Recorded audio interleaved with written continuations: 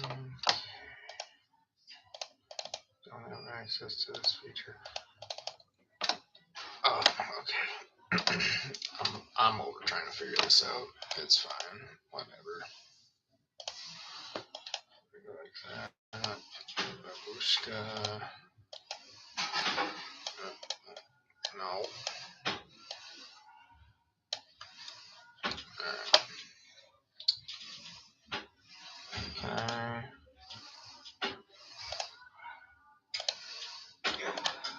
Hide. Can't hide. Done. Whatever.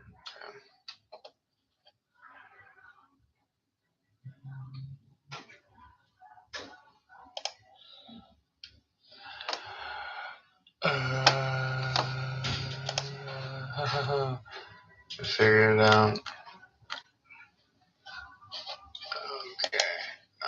Okay.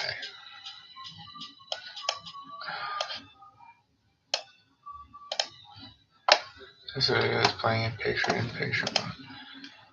Oh my god. Okay.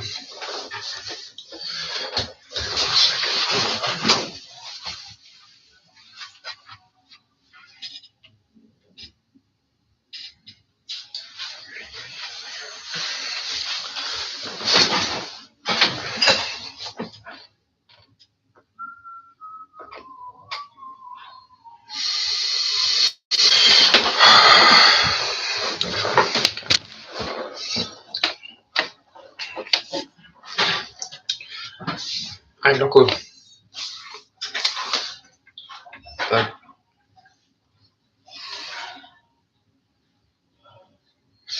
I'll put headphones in. It's fine. Alrighty. Let's do this. I don't think anybody's watching. I'm not that cool. It's fine. Alright, everybody. Welcome to the Maimgame. Oh my god. Alright, how is it going, everybody? My name is Thomas. Welcome to the Maimgame YouTube channel. And today we are going to be going over the 2023 NFL Draft, first round. I'm going to give my... I don't even know what I'm trying to fucking say. Dude, I'm going to be cutting out the first 3 minutes of this stream and fucking edit. It's fucking stupid.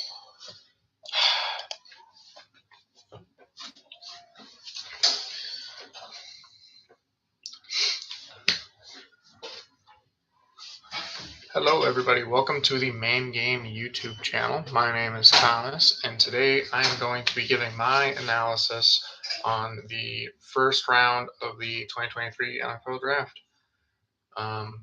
We're going to go pick by pick. I'm going to discuss the players a little bit, and then give my insight on where they went and how I valued those picks. So we're just going to hop right into it. And before I do start, I do want to mention for anybody who was following my series of the second tier of NFL prospects, it's just some things came up and I just wasn't able to put out any more videos before the NFL draft. So that is my bad. But I needed to do something. So I figured let's get this going and give you guys something here.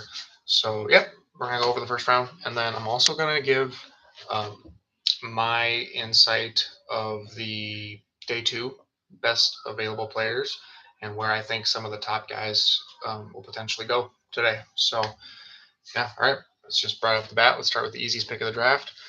The first pick, Carolina Panthers took Bryce Young. Obvious choice. Best quarterback in the class. Most polished, smartest. He's everything you want in a franchise quarterback, and it just made sense. Carolina went up to get their guy. They talk a lot about, they wanted to move up to 1 so that they could just make sure that they wanted to get the guy that they wanted to get. And I know it kind of fluctuated a little bit between Bryce Young and CJ Stroud, but It was obvious that it should have been Bryce Young, and they made the right choice taking Bryce Young. So it's the most obvious pick in the draft, and it's the right pick, right number one. So I'm gonna give a grade on each one of these two. It's obvious. It's what it should have been. I'm gonna give it an A+. It's just they did exactly what they were supposed to do. So at 2, Houston Texans. They took C.J. Stroud from Ohio State. There was a lot of speculation that the Texans really wanted Bryce Young and they didn't want C.J. Stroud, and the whole thing with they got the same agent as Deshaun Watson, and didn't want to go that route. Uh, Stupid, and they don't care. They got their franchise quarterback. It's as smart of a pick as it could have been. They took who they should have. Davis Mills he isn't the answer. And they got their guy in Houston now. So I'm giving this an A. I'm just not as high on C.J. Stroud. I mean, for what they should have done, it's an A+ pick. But for what C.J. Stroud is, because I do see him as a tier below Bryce Young, I can't, in all consciousness, give it an A+, but I am going to give it an A just because it's the right choice that Houston made. And then 3, Arizona traded the pick back to Houston. Well, Houston didn't have it, but they traded so Houston could come back up from. Oh God, I don't remember. I think they had 12. Yeah, they had 12. Okay. They came up and got the only other player that I think they should have taken at 2. And that's that's Will Anderson from Alabama. They got the franchise quarterback. They have a franchise defensive player, franchise edge guy. Best defensive player in the entire draft. Crazy statistics in college. He's an elite guy. He's a Nick Bosa. He's a T.J. Watt. He is a stalwart on any defense, and Houston, just between those 2 picks, have set themselves in motion to be on the upward trend to being a legitimate franchise once again. Even though never really have been super legitimate, but they did everything they could to get this D'Amico Ryans regime underway in the right direction, and they did it. So I'm giving that an A+ pick. I mean, like I said, best defender in the draft. Traded up a little bit to get him, but coming away with those 2, if that was their entire draft as a Texans fan, I'm not a Texans fan, but I would be ecstatic if those were the only 2 picks in the entire draft. That's just how good those players are. So, yep. Anyways, I'm not going to take too long here. So we'll move on. At 4, this is where kind of some of the question marks kind of started to arise. I mean, it did with Arizona before they traded to Houston, but the Colts took Anthony Richardson. So highest floor of any quarterback I think we've almost ever seen. I mean, but super low floor. You have no clue what you're getting with them. Huge boom or bust potential. Indianapolis, that's the route they want to go. They want the physical freak. They want the potential. I would assume Gardner Minshew is probably going to start for them this next year. But who knows how long that'll last? I mean, Gardner could play great, and he could play the entire year. He could flame out in 3 games, and Richardson ends up getting thrown into the mix and has to start a bunch of games when he's not. Shouldn't be ready. He shouldn't play this year. But they took a chance, so they didn't have to move. They got a guy that they wanted, I'm assuming. Could have been Will Levis, obviously. Didn't take Will Levis there, or anybody in the first round. And I don't know how much of a smokescreen the Will Levis stuff was.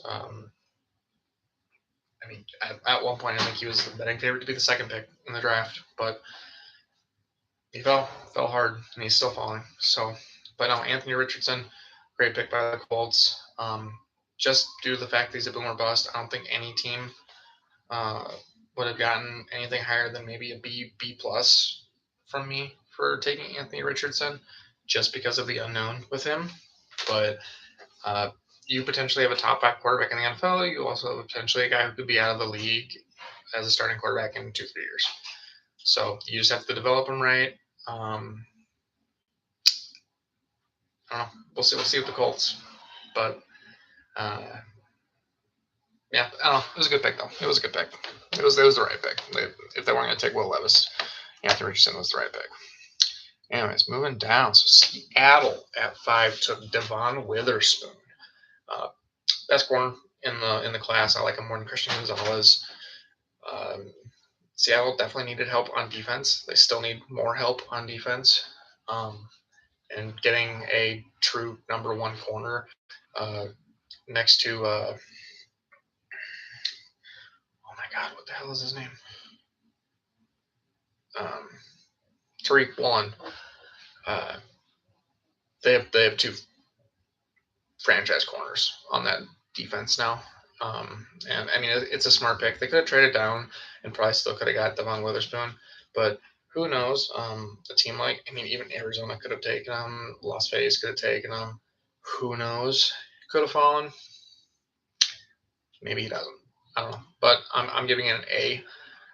Like I said, best corner in the class. I would have taken him. Whatever team I need a corner. I'm taking Devon Witherspoon as the first corner if he's available. So, yeah, great pick by Seattle. At 5, Arizona Cardinals take Paris Johnson, tackle from Ohio State. They needed it. Sitting at 6. Well, they traded with Detroit actually to get that pick, but yeah, no, it's the right move. Best left tackle in the draft. Arizona needs help on the offense. Kyler Murray getting shellacked all the time. They need to protect him once he's back from his ACL. Yeah, it's a no-brainer. He's by far, in my opinion, the best left tackle in this draft, and Arizona taking him with the 6th pick to be their stalwart franchise left tackle for the next 10 plus years. It's a great move. I'm giving it an A+. I love Paris Johnson. It's exactly the type of move that they should have if they were gonna. I mean, they traded up 2-6, but like with their first pick, you can't get much better than that. So yeah, A+ for Arizona there. Las Vegas at 7, Tyree Wilson. I get it. I'm not the biggest Tyree Wilson fan. He's really good, but I don't like him a ton compared to some of the other edges. Like I prefer Nolan Smith over Tyree Wilson. They're a little different of players, obviously. Tyree Wilson is actually more of a defensive end edge rather than a linebacker edge like Nolan Smith is, but I get it. I mean, they got Max Crosby in Vegas. They still have Chandler Jones. It's just adding fuel to a fire that they already have. And him being the third guy on that edge, if you even if you can put up just decent statistics this next year and work in really well with the Raiders, it could end up being a really good pick for him.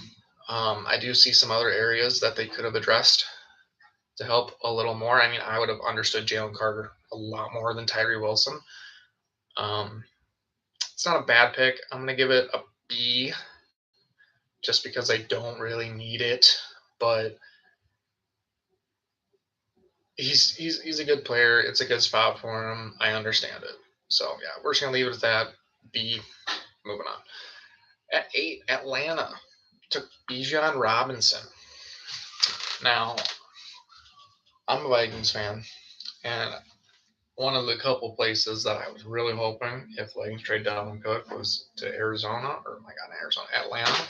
We weren't going to get the first round pick. I understand that, but now that they've taken Bijan, with Tyler Algier still there, that's obviously off the table for a Dalvin Cook trade. But yeah, no, best running back in the class. I can understand him going 8. I would have understood him going at 25. I understand it. You had to you had to take him there. Philly probably would have taken him if he fell past you. Best running back prospect we've seen since Saquon Barkley. I think he could even potentially have a higher floor than Saquon Barkley. He's just an all-around, just athletic, free, consistent, great running back. Atlanta's got a stud for however long he's productive, whether it's 5 years, whether it's 7 years, 8 years, 10 years, who knows? They have their franchise running back. Will they pay him a second contract? That's up for debate with pretty much any running back at this point. But at the very least, for the next 5 years, they have arguably a top five running back. And he hasn't played a single down in the NFL yet, and he's already a top five running back, and that's how I feel about him. Atlanta, smart move. I understand it. I'm giving it, and I'm going to give it an A minus just because it is a running back, and it's stupid to take a running back in the first round.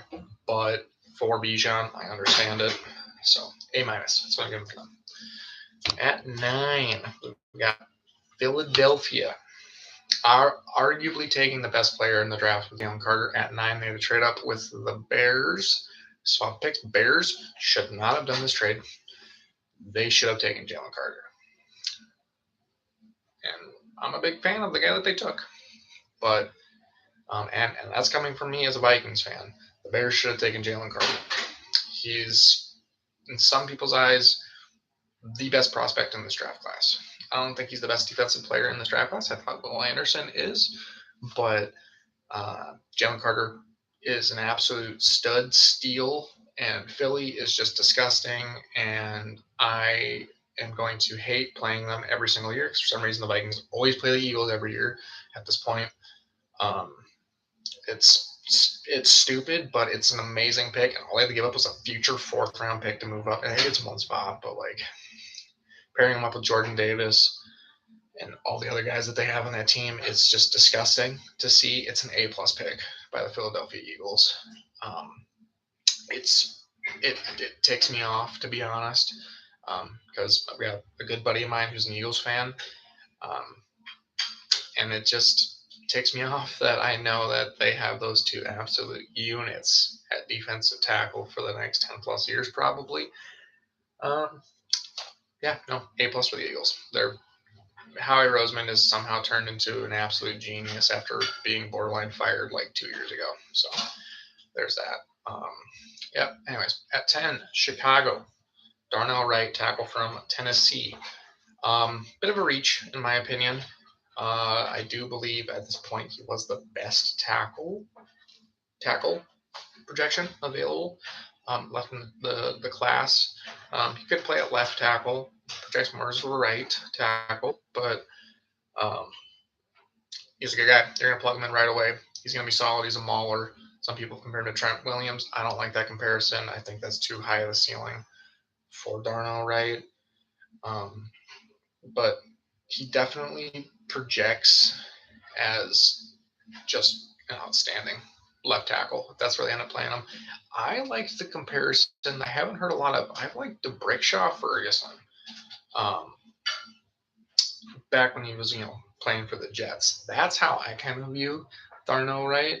Just a big mauler, really good in pass protection, good run blocker. He's gonna be franchise tackle for them for the next who knows how long. I'm gonna give it a little bit of a knock, just due to the fact that they did give up Jalen Carter when they should have taken Jalen Carter. But I'm gonna give it a B plus for Darnell Wright, just because it is still, in my opinion, a little bit of a reach. But yeah. Anyways, speaking of tackles, next guy at 11, Tennessee, Peter Skoronski from Northwestern. If they want to try to play him at left tackle, I think he will be an excellent left tackle. But a lot of individuals project him to slide into guard just due to his size and his arm length, which I understand and I can totally get. And he's a little shorter too. I think he's like 6'3".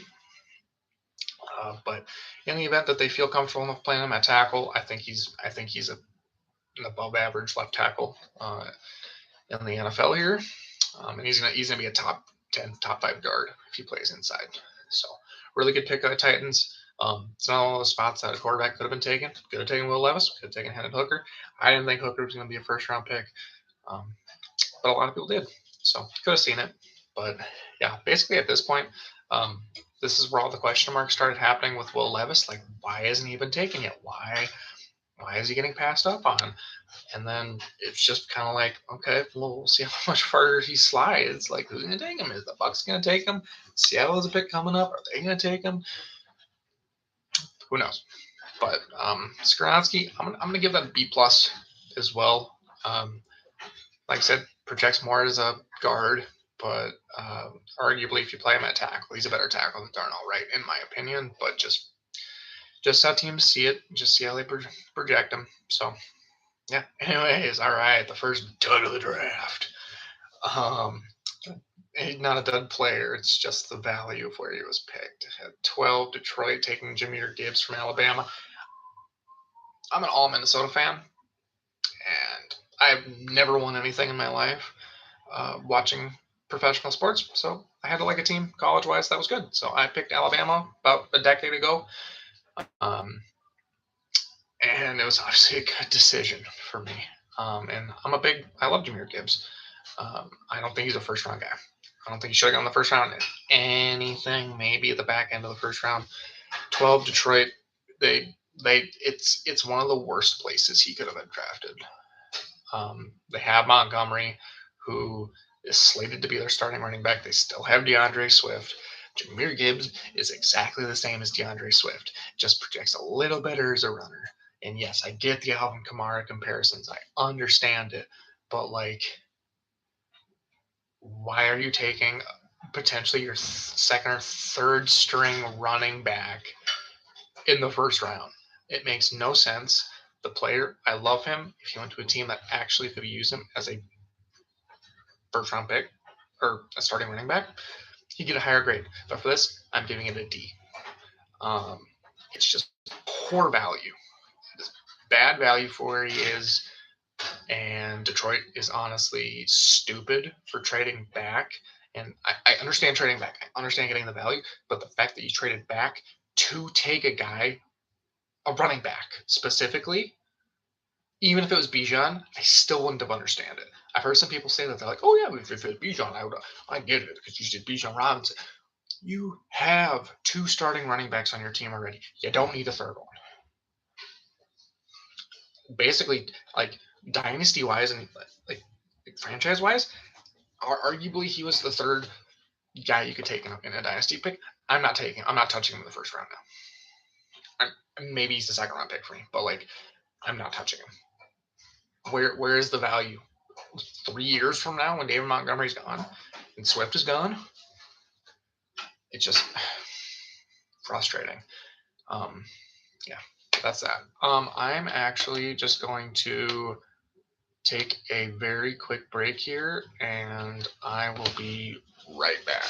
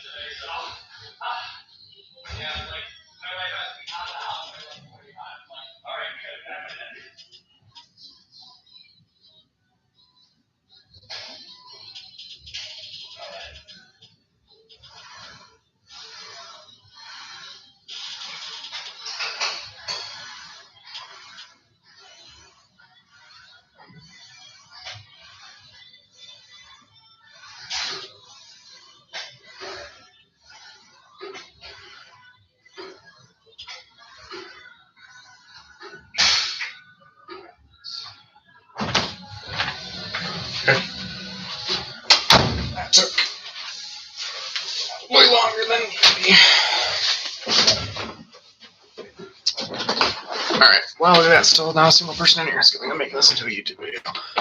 All right. I'm back. Anyways, we left off with Detroit and making the stupid decision to take a running back. Right after that. Anyways, 13, the Packers. Lucas Van Ness. Good pick. I totally fits their MO. Athletic freak, edge guy, little raw. People, I've heard Rashawn Gary 2.0. It's basically what it is. He's probably going to suck this year. Just watch. He's not going to look good, and we're going to look the best. And then the year after that, he's going to pop off for like 15 sacks. And we're going to be like, what the fuck? So, no, I get it. They should have taken a wide receiver. I know it's not the Packers' MO. They freaking haven't taken one in about 70 years. In the first round, they should have taken Jackson Smith and Jigba, but they didn't. Because he's a tight end here too. Meyer, Kincaid potentially. But that's not the route they went, and they went with the edge, Lucas Van Ness. Good pick. If he projects well and he projects and progresses the way that I think the Packers can do for him, he'd definitely be like an A potential kind of guy. I'm going to give it a B pick just because, like I said, he's a little raw. Didn't start at all for Iowa. Not really his fault. They just kind of prefer to start their seniors and older guys than the younger guys. But I'm just going to give it a B pick for now. That potentially could change depending on how they draft today. If they take a wide receiver or a tight end in the second round to help out Jordan Love, which I would hate being a Vikings fan, but I love seeing the Packers and Lions make stupid draft picks. But yeah, no, I'm gonna give it a B for now though. But I do like Van Ness. Anyways, 14 Steelers. They took the chance on the athletic freak in Broderick Jones, tackle from Georgia. Totally understand it. They need an offensive line. They need tackle help. They need help there. Really raw. I could see I see him coming in, winning the starting job, and being a stud, like a Christian Darrisaw, like kind of. Darrisaw's a lot more polished coming out of college, but like being arguably a top 10 tackle in the league, like first year, I could also very well see him being a bottom 20 or like a below average starting tackle. He just needs time. I think he needs time. The potential is there though. Kind of the same vibe a little bit with Lucas Van Ness from the Packers. Big boomer bust potential kind of guy. Give him time. And this could be an absolute steal of a pick. But for now, I'm only going to give it a C+, because I think he's a really good chance of not hitting that ceiling. I'm a little low on Broderick Jones and some other people. But for now, it's a C+. We'll see how well this this looks back in about 2 years. But definitely could be eating those words. But for now, C+. All right, let's scroll down here. At 15, Will McDonald. Jets, 15, edge rusher, Iowa State. A reach for me, especially when you have Nolan Smith on the board. I like Will McDonald. He feels just like a pick the Jets would make. I don't even know what to say about Will McDonald. Probably the freakiest edge in the draft. Like I don't know if any of you have seen it, but there's a video of him just like completely hurdling a car, just in the parking lot, just like hops right over it. Not a big deal. Like absolute freak of nature. The Jets defense is getting scary. I mean, they took Jermaine Johnson last year. See how he develops. Still got Quinnen Williams on the D line. Sauce Gardner. Like, team's getting scary now that they got Rodgers. Which, I mean, I could totally see them getting like just demolished in the first round by some super powerhouse team like the Bengals or something. But I totally get it. Upsides there. It's a good pick. I'm actually going to give Will McDonald an A just because of how freaky he is, and with Robert Saleh and how he covets his athletic defensive players. I think he's gonna be pretty damn good at the next level here. So good pick by the Jets. Maybe a little bit of a reach, but I get it. Yeah, no, I'm gonna give it an A though. 16. Washington, Emmanuel Forbes, corner. Washington, I get it. He's a ball hawk. Ton of pick sixes in college. I still think it's a reach. They need help on defense. I get it. This is one of those spots that Commanders could have taken a quarterback, but they didn't. They didn't like Will Levis, I guess. Every other team apparently didn't either. I would have taken Christian Gonzalez, even though Christian Gonzalez is completely the opposite, is not a ball hawk whatsoever, and actually has kind of issues playing the ball a little bit, but super great at actual coverage. Forbes very undersized. I think he's in the 160 range. He puts on just a little bit of size. If he can play in the 175 range, even I think he could be a monster for Washington. Forbes has a lot of boom and bust potential, in my opinion. For now, I am a big Emmanuel Forbes fan, though. I am going to give this a B minus, just because, like I said, I do feel like it's a little bit of a reach, considering the fact that Joey Porter was still on the board. It was on the board. Christian Gonzalez was still on the board. Deontay Banks was still on the board. Better corners were on the board, and you passed them to get the guy you wanted. But we'll see if he can play it where he's supposed to. So, B minus for now. Yeah, a little bit of a reach. 17, New England, getting Christian Gonzalez. It's absolutely stupid. Of course, the Patriots they swap, they trade down, and then they still get arguably the second best corner. Not arguably, he is the second best corner in this draft. Some people have him at number one. I like Devon Witherspoon more, but stupid that he fell this far. New England got an absolute robbery of a pick. I'm giving Christian Gonzalez an A+. New England just finds a way to have the best cornerback room regardless of who's there. I don't get it. They'll draft guys in the 5th round and they end up just being studs. Marcus Jones of who's there. I don't get it. They'll draft guys in the 5th round and they end up just being studs. Marcus Jones. But Gonzalez, he's going to hop right in. He's going to be a day one starter. And yeah, an absolute just fleecing of the Patriots. A+ pick. 18, Detroit, Jack Campbell, reach. Detroit kind of flopped with their picks. Now, I'm not saying by any means that these are bad players. I'm just saying where they were taken with the value, their reaches. Jahmyr Gibbs was excruciatingly not a good pick for where he was supposed to be taken, especially by Detroit. Jack Campbell, one of my favorite linebackers in this draft class. Cannot rush the passer to save his life. Did not do it in Iowa. Wasn't good at it when he was in Iowa. It's an undervalued position. You can get serviceable average linebackers off the street today.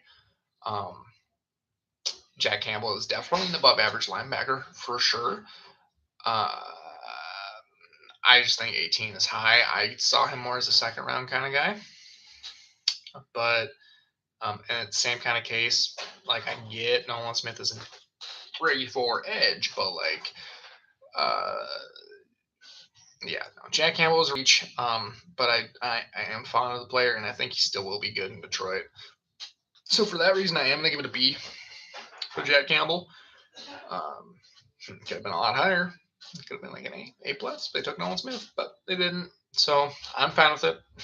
Let Detroit be Detroit, but yeah, that's all I'm gonna say about Jack Campbell. I don't know. 19, the next spot that Levis could have gone, but he didn't. They took John Cansey, defensive tackle. It's just EPA, I think, at this point for Tampa Bay. They have Vita Vea, and you just got another guy to throw right next to him who's going to be just a pass rushing threat, stud muffin. Same thing that Philly basically did when they took Jalen Carter. Uh, so, no, but I love John Cansey. I think he's going to flourish with Tampa Bay in that. Uh, that I don't know. I don't know. I'm actually stupid. I can't think. Todd Bowles, God.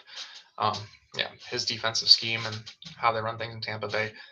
I totally get it, though. He's a great pick. I'm going to give it an A. John Cansey is one of the best players in this draft. So, good pick by Tampa. Like I said, just more or less a BPA pick, not necessarily a need, but it's a good spot. At 20, Seattle somehow got gifted Jackson Smith by 20. Not necessarily a position of need for them with DK and Tyler Lockett, but I totally understand it. You just can't pass on a guy when he gets this far down the draft, and you're even just thinking about drafting a wide receiver. Tyler Lockett, he's probably maybe got another year or two before they probably want to move on from him.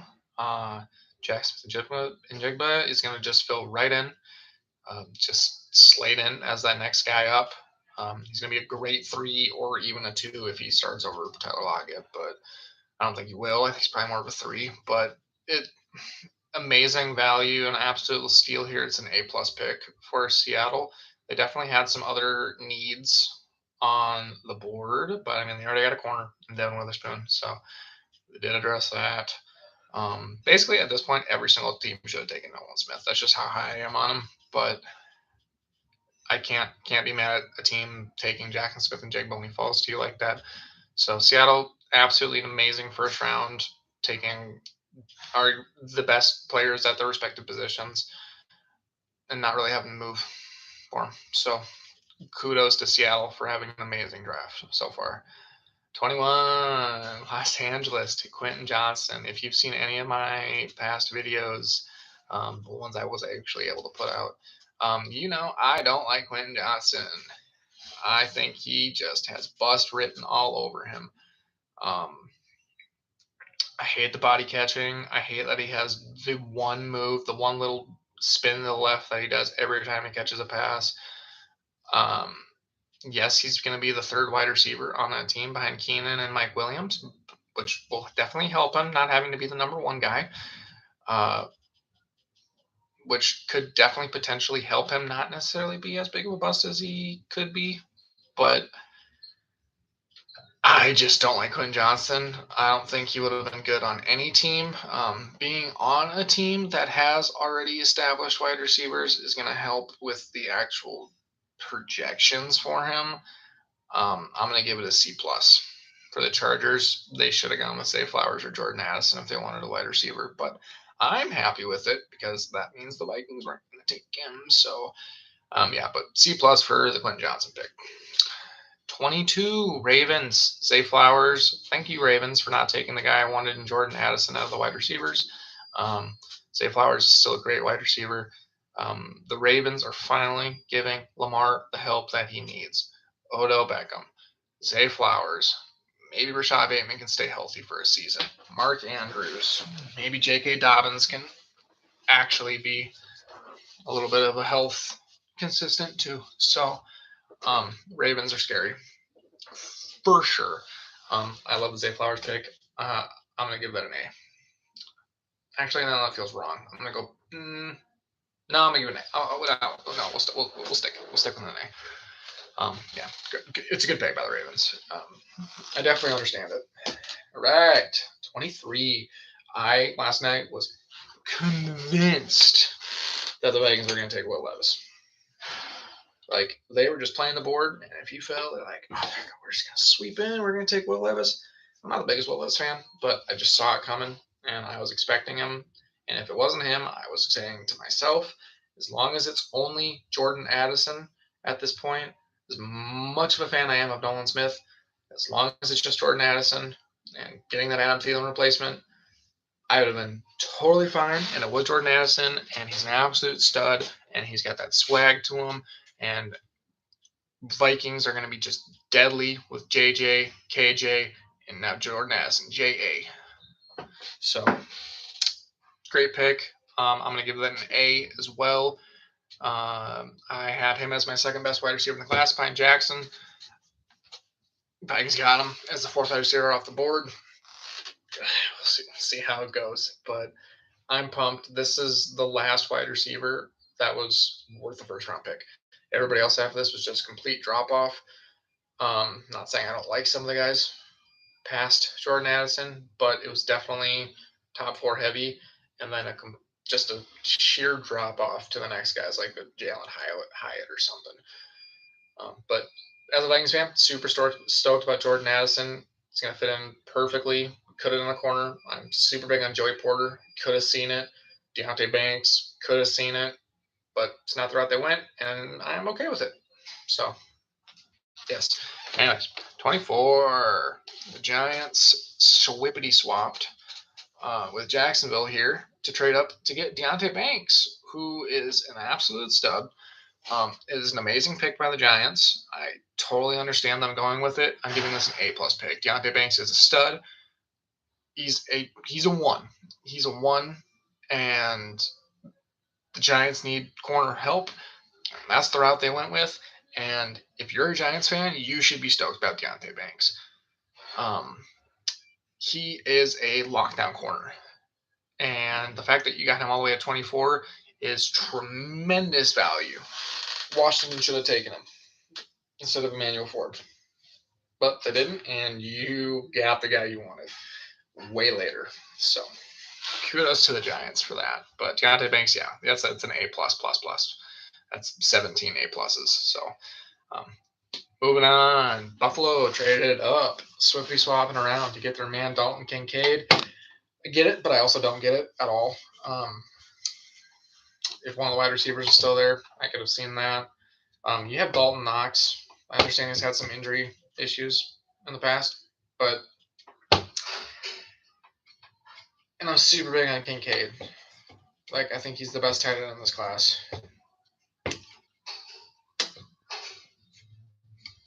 I just don't know. I don't know. He played a lot on the outside or in the slot this last year, so he's almost like a hybrid wide receiver tight end. So maybe that's how they're going to use him and still have Dalton Knox be like true tight end. But just like I said, I love Dalton Kincaid. I mean, I project him like really highly. I think like honestly, this is probably an A pick, just for what he could bring to that Buffalo Bills offense.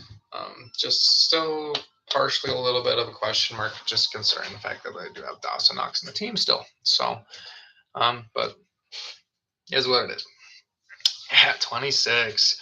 Oh my God. So I have a guy that I work with who was texting me last night. And he's like, got 26. He's like, I can smell Michael Meyer right here. It's coming. And on ESPN, they're like, oh yeah, look who's coming up. It's Jason Witten. He's perfect for the Dallas Cowboys. They're going to take him right here. He's going to be the replacement for Dalton Schultz. Like, match made in heaven. And then they take Mozzie Smith. And then, like, every Cowboys fan that I knew was like, oh, what the hell? Like, really? Defensive tackle? Michael Parsons was happy. Apparently he was wanting him real bad. But he's not even the second. He's not even the next defensive tackle that I had on the board. I did have Brian Breezy ahead of him. But as long as the Cowboy fans are happy and Michael Parsons is happy and that's what he wants, then maybe it'll work out for him. I think it's a little bit of a reach, though. I'm gonna give it a B minus. I can't go any higher than that right now with that pick. But it's always fun to watch Dallas Cowboys fans not be happy with the NFL draft, especially when there's a player that they really want and they don't take him. So, it's good for me last night. So we'll keep it as that. But 27, Jacksonville Jaguars, Anton Harrison, totally understand it. The Cam Robinson suspension probably coming up here. And Juwan Taylor being gone now. I totally understand it. Whether he plays right tackle or left tackle. A little bit of an injury issues at Oklahoma, but it's a great pick. I understand why they went there. I'm giving it a B plus. I do like Anton Harrison. He slates in very well. He's going to fit in. He's going to start day one for Jacksonville. It's a good pick. It's a needed pick to protect your franchise quarterback. So totally understand it. It's a good pick by Jacksonville. All right, I don't want this video to be too long. I'm going to have to cut some stuff out. It's getting a little long already. So I'm trying to go a little faster with some of these picks. But anyways, the last four of the draft, Cincinnati Bengals, Miles Murphy. They're just taking BPA at this point for themselves. I get it. I mean, they got some hard working just freaks on the defense, like Trey Hendrickson. I totally get it. I'm a big Miles Murphy fan. This is an A pick for them, getting a guy that they potentially wanted at 28, being able to fall all the way down here, and not having to do anything and still get exactly what you want is just, you can't ask for much more. Being a fan of a team picking this late, but great pick by the Bengals. Miles Murphy, an absolute stud. So yeah, I'm giving them an A. 29 Saints, Brian Breezy, Clemson. Kind of tough to project a little bit. I do like Brian Breezy. I definitely think he's one of those guys though that's got a high floor but low ceiling, or low floor, high ceiling. I could totally see him being an absolute flop and being just not a production kind of guy, not producing and not being good and not getting a second contract by the Saints. I could also see him in a couple of years being eligible for a $20+ million contract. That's how I feel about Brian Breezy. He's got a good supporting cast around him. Like, he's set up to succeed. Don't know how much longer you're going to have Cam Jordan, but they're set up good. So we'll just have to see what they do. I thought they might have taken Will Levis here, especially with the unknowns about Derek Carr. Not necessarily unknowns about him being there, but just if that's truly the route they want to go for as long as they have. But it is what it is. Anyways, moving on. 30 Eagles. It ticks me off that they got Nolan Smith this late. The fact that he fell to 30, so stupid. It's an A+ pick. Eagles did just a stellar job in the first round, getting those Georgia boys. They're just a Georgia defense at this point in Philadelphia, but Nolan Smith, absolute monster. Brandon Graham replacement. It just takes me off that I'm going to have to see him virtually every freaking year blitzing off, blowing up Brian O'Neill or Christian Darrisaw on the edge and sacking whoever the hell our quarterback is going to be after Kirk Cousins. So it is what it is, but amazing pick by Philly, A++. And then Chiefs. God, I always thought the Vikings were going to trade up and take quarterback here, or somebody was going to go trade up a quarterback to take here, but it didn't happen. They took the local boy Felix, last name, Anaduki Uzama. Not as familiar with him too much, but looks to be like a pretty good freak of a man. But so yeah, I don't really know how I feel about him. Like I said, I didn't do a lot of research on him specifically, just for now, just depending on how it kind of looked like from the draft, how they felt about drafting him. We'll just leave it as a B. He could be a stud. He could just be a rotation kind of guy. I don't know. But anyways, that is the first round of the NFL draft from 2023. And just real quickly, I'm going to go over who is left for day 2 and where I could potentially see them falling. So, right now, in my opinion, I think Brian Branch is going to be the first pick today in the second round. I think it's Pittsburgh. right? You could totally see Pittsburgh taking him. Otherwise, Joey Porter. It's gonna be one of those two. Yeah. I guess if I had to put my money on it, I would actually pick Joey Porter just because he was projected to go to Pittsburgh in the first round, and the fact that they're getting him at the beginning of the second round is stupid. So, and it sucks because I wanted Joey Porter, and I'm not gonna get him. So, actually, yeah. So I say Joey Porter goes right here at 1 to Pittsburgh. The second pick, that's my Brian Branch, because if they truly want to move off of Buda Baker and trade him somewhere else, Brian Branch could fill perfectly in for him. I could totally see that. It just makes too much sense for me. Yeah. All right. Let's see who is after. This is so inefficient. I'm sorry, but oh my God, can we load computer? There we go. All right. So we have Lions, Colts, Rams. Could see Will Levis going to the Lions. The fact that they could still get a quarterback to develop behind Jared Goff in the second round, who was projected to be a top pick. Totally see it. Otherwise, if that's not the route they go, I can see tight end. I see Michael Mayer. If they don't trade out of it, I would put more money on Michael Mayer going to the Lions here, and that's what I'm projecting for today. But Colts, they can do whatever they want. I could totally see Jalen Hyatt or Josh Downs going here. They could use another wide receiver on that team. They have Pittman. It's really the only guy that I'm super confident in, and that's still kind of a question mark a little bit. They could use a tight end as well, because I mean, do we really want to keep saying that Mo Alley Cox is the number 1 tight end? Like, come on.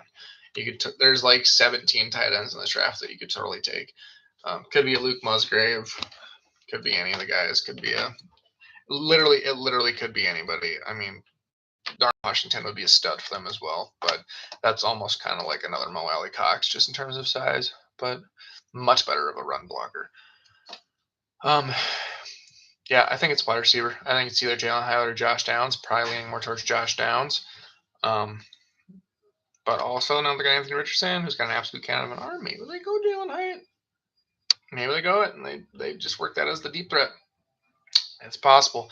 But yeah, it's gonna be one of those two. That's what I project. And then Rams. I'm convinced it's either Hendon Hooker or Will Levis. This is where the next quarterback is getting taken.